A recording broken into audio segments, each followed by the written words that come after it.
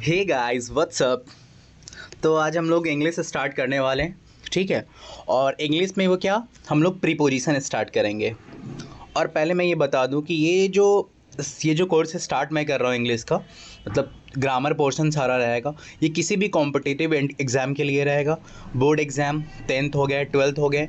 क्योंकि होता क्या है कि ग्रामर का स्पेसिफिक कोई कैटेगरीज बटा नहीं हुआ है, ठीक है। बस थोड़ा स्टैंडर्ड, मतलब क्वेश्चन का स्टैंडर्ड थोड़ा रेज हो जाता है, ओके। तो ग्रामर सबका सेम रहेगा, या वो 12th हो या वो 10th हो या कोई भी हो, मतलब इंग्लिश जो पढ़ रहा हो, ग्रामर पढ़ रहा हो, ओके। तो चलिए हम लोग स्टार्ट करते हैं प्रीपोजिशन, ओके। और कमेंट में बताओ कि अगर किन किन को डर लगता है, ठीक है, इंग्लिश से, तो प्लीज़ वो कमेंट में बताएं, ओके। तो चलिए स्टार्ट करते हैं इंग्लिश। देखिए प्रीपोजिशन। अब प्रीपोजिशन में पहले वर्ड। अब सबसे पहले देखिए वर्ड ये सबके लिए इंपॉर्टेंट है कि पहले पहचाना जाता है, ठीक है। आप बोर्ड एग्जाम अगर दे रहे होगे तो आपको क्या करेगा, अंडरलाइन करने के लिए बोल देगा कि वो प्रीपोजिशन कौन कौन सा वर्ड है, तो हमको पता होना चाहिए। जैसे ऑन हो गया, अंडर, बिलो, ठीक है, ये आपको फिगर दिख रहा होगा, ठीक है। ओवर और एवब में क्या अंतर होता है ये भी मैं आगे आगे आने वाले स्लाइड में मैं बताऊंगा, ठीक है। इन हो गया, behind, in front of, between, into, out of, up, ठीक है, through, across, beside, next to और अराउंड। तो ये सब हमारे क्या हो गए, प्रीपोजिशन के वर्ड्स हो गए, ठीक है। इसको आप बढ़िया से देख लो, ओके। और आप नोट भी कर सकते हो, नोट्स बनाओ आप अपनी नोटबुक में, ठीक है। नोट्स बनाओगे तब ज़्यादा समझ में आएगा, ऐसे सिर्फ वीडियो देखने से कुछ समझ में आएगा नहीं, ठीक है। तो प्रॉपर सबका नोट बनाओ आप। अब देखिए प्रीपोजिशन होता क्या, what is a preposition? It is a word or a group of word that is place before a noun, ठीक है। कहने का ये मतलब जो नाउन के पहले आ रहा है वर्ड, ठीक है। And pronoun indicate direction, method, place और सोर्स, etc, ठीक है। अब व्हाट इज़ प्रीपोजिशन, इसको नोट में कर सकते हो। देखो तो ये तो इसको लेवल के लिए हो जाता है, ठीक है ना, कि प्रीपोजिशन का आप क्या डेफिनेशन बताओ। अब स्टार्ट करते हैं यहाँ से। सम इम्पॉर्टेंट प्रीपोजिशन, ठीक है। अब देखो ये क्वेश्चन देख के आप घबराओ मत, अभी आप ये खुद बना दोगे। अभी मैं जो कॉन्सेप्ट बताऊंगा ना, तो ये चारों क्वेश्चन आप खुद बनाओगे, मैं नहीं बताऊंगा, बस सब आप ही बताओगे। बस पेशेंस रखना आप मेरे साथ, ठीक है। अब देखो, अब अंतर क्या, फ्रॉम और ऑफ में अंतर क्या होता है, अब हमको ये समझना है पहले। ये कॉन्सेप्ट मैं बता दूंगा, वो चारों क्वेश्चन आप खुद बना लोगे। फ्रॉम और ऑफ का जो कॉन्सेप्ट होता है ना, फ्रॉम जो होता है इरिवर्सिबल होता है, ठीक है।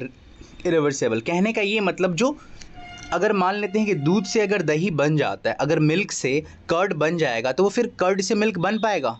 नहीं बन पाएगा, है ना, नहीं बन पाएगा।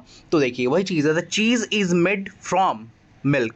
अगर कोई परमानेंट एक्शन हो गया है, जैसे दूध से अगर दही बन चुका है, तो दही से दूध नहीं बनेगा, ओके।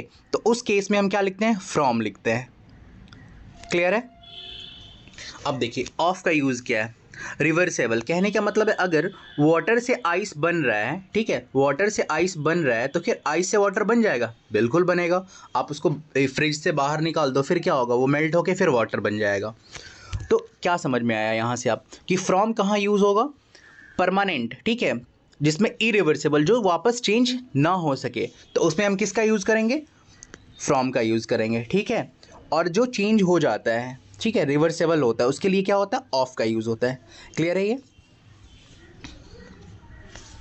नेक्स्ट, अब देखिए एक होता है ये फ्रॉम, और एक होता है OFF, ऑफ होता है, ठीक है।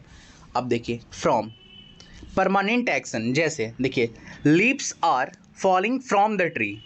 द फ्रॉम क्यों लगा यहाँ पे, क्योंकि एक बार देखिए ये पेड़ है, सपोज कीजिए, ठीक है। अब एक बार इससे पत्ता अगर गिर जाता है तो फिर वापस चिपकता है क्या? ये बस एक बार पत्ता गिर गया तो गिर गया, तो इसी को बोलते हैं परमानेंट एक्शन। एक बार लीफ अगर गिर गई तो फिर वो वापस चिपकेगी नहीं, तो उसके लिए हम भी फ्रॉम का यूज़ करते हैं, ठीक है। मतलब परमानेंट के लिए हम फ्रॉम का यूज़ करते हैं, ओके। अब OFF जो होता है वो टेम्पररी एक्शन होता है। अब जैसे मान लो आप बचपन में मैं भी बहुत बार गिरा हूँ, ठीक है। तो अगर मान लेते कोई स्कूटी सीख रहा है या कोई साइकिल सीख रहा है कोई बच्चा, तो क्या होता है, हम लोग साइकिल तो चलाते हैं बट गिर जाते हैं स्टार्टिंग में, मतलब नहीं, बार बार गिरते हैं। तो वो जो गिरना होता है, गिरे बट मगर कुछ हुआ नहीं, तो उस केस में क्या होता है, OFF ऑफ लिखते हैं। जैसे she fell off the cycle, clear है। तो देखिए अभी हम लोग दो कॉन्सेप्ट समझे। क्या समझे? एक तो समझे हम फ्रॉम और ऑफ में, एक फ्रॉम और ओ डबल एफ ऑफ में। क्लियर है कि नहीं क्लियर है? बताओ आप। अब देखो, आप नहीं बता सकते हो आप। अब देखिए, अब इस क्वेश्चन का आंसर आप खुद नहीं दे सकते हो, बताओ। अब क्या बोल रहा है? The Alex fell dash the terrace and died his way to the hospital. मतलब वो छत से गिरा और क्या? मर गया। अब देखो, छत से कोई गिर रहा है और मर गया, तो क्या परमानेंट एक्शन है ना कि वो गिरा और मर गया, तो यहाँ पे क्या हो जाएगा? फ्रॉम हो जाएगा। क्लियर है कि नहीं?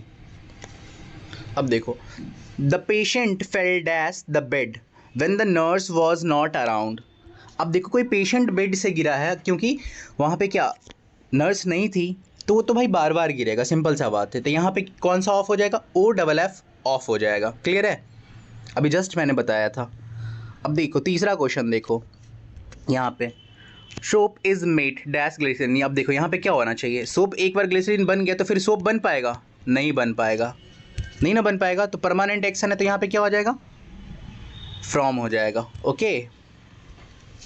और देखो फिर fourth number, candle is made dash of wax. अब देखो, अब गौर करना कभी, ये आप अगर कैंडल है, मैं देखो कैंडल बना के दिखाता हूँ, तो हम लोग क्या देखते हैं यहाँ पे कि कैंडल का ये जो पिघलता है, तो फिर तो ये वैक्स तो फिर से क्या रीयूज़ कर सकते हो आप किसी कंटेनर में डाल के। तो ये क्या होता है? ये फिर से बन सकता है, ठीक है। ये क्या है? रिवर्सेबल है, तो यहाँ पे क्या हो जाएगा? ओ एफ ऑफ हो जाएगा, ठीक है। देखो, अब देख सकते हो, देखो फ्रॉम। अब इसको आप नोट डाउन कर लेना। ओके, तो ये हमारा था प्रीपोजिशन का थोड़ा सा पार्ट 1, ठीक है। ये मैं फिर आगे लेके आऊँगा, इसी तरह का मतलब छोटा छोटा सेशन मैं लेके आऊँगा। ओके, अगर अच्छा लगे तो प्लीज़ वीडियो को सब्सक्राइब करें, लाइक करें और अपने फ्रेंड के साथ शेयर करें। ओके, तब तक के लिए थैंक यू।